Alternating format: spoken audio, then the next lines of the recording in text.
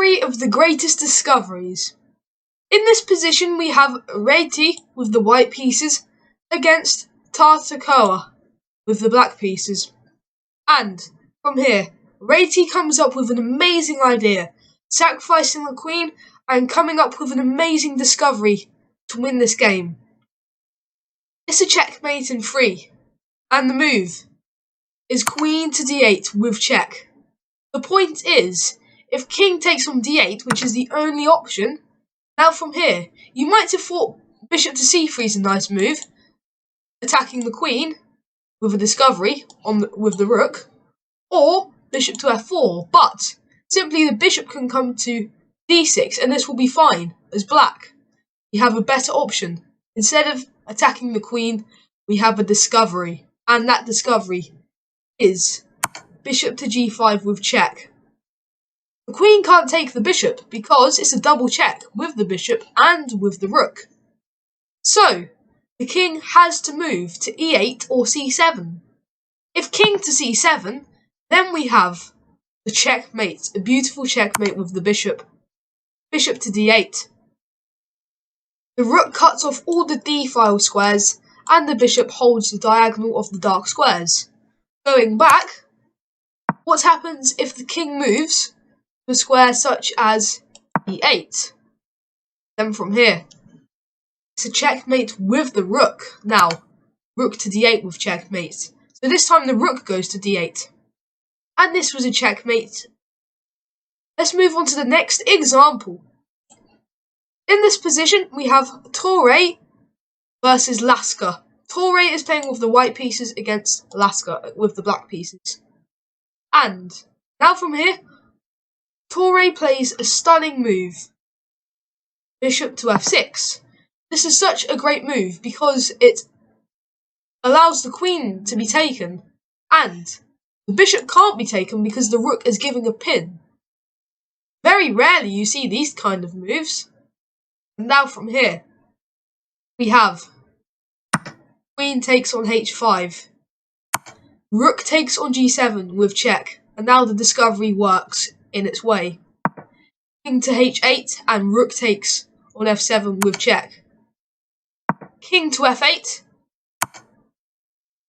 Rook to g7 with check.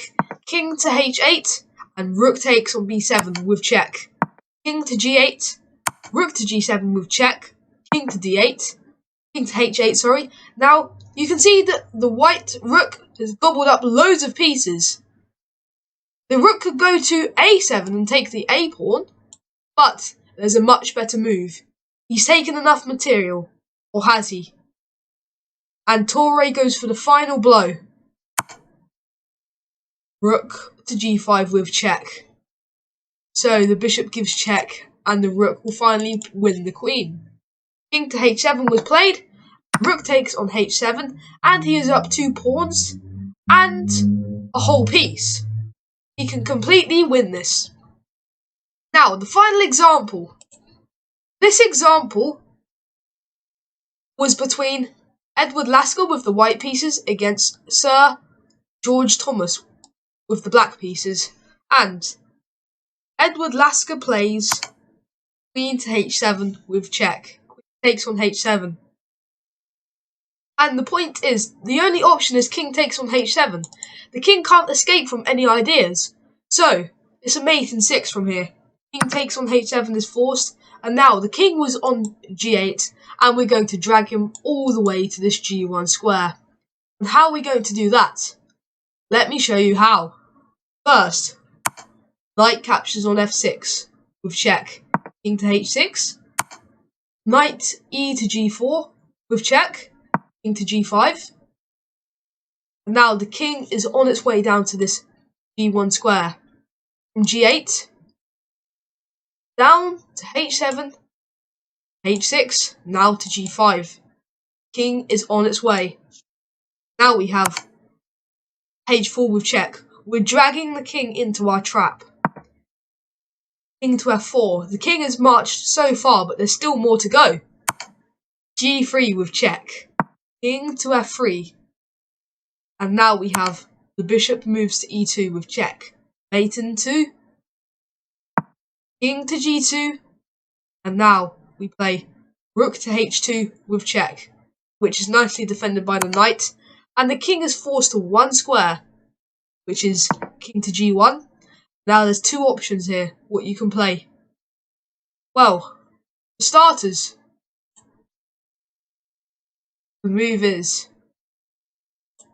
king d2, which is checkmate. Or you can castle queenside, which is a very fancy checkmate. Or you can play a strange move such as bishop to f3.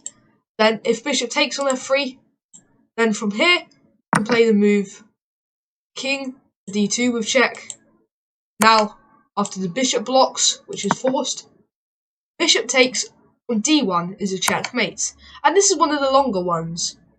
So hopefully you've enjoyed this video on top 3, the best discoveries. Please remember to like this video and subscribe. Thanks for watching and see you soon.